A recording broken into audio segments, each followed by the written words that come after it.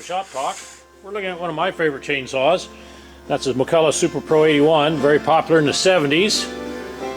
Timber cutters use these. They use for the big saw, the Super Pro 125, and for their bucking saw, they use the Super Pro 81. Very nice combination. This one features a 30-inch barn chain, sprocket nose. You can see the sprocket tip right here. That's a 3/8 chain.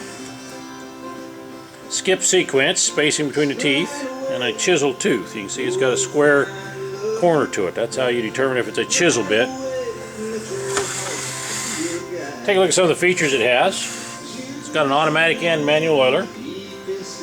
Manual oiler's a pump right here. Automatic is up in the front oil cavity. Kill switch in the middle. Chokes on the right hand side. And if you heard that when I was running it, I was pushing in the decompression valve. It's a red button over here. Push that in, and it's easier to start this high compression motor.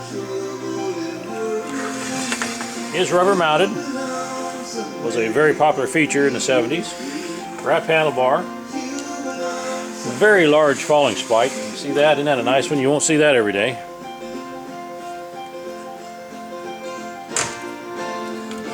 Just a very collectible chainsaw. If you're using this on a daily basis, you might have to do some tuning on it, but if you're running it for a collecting saw, it's a runner.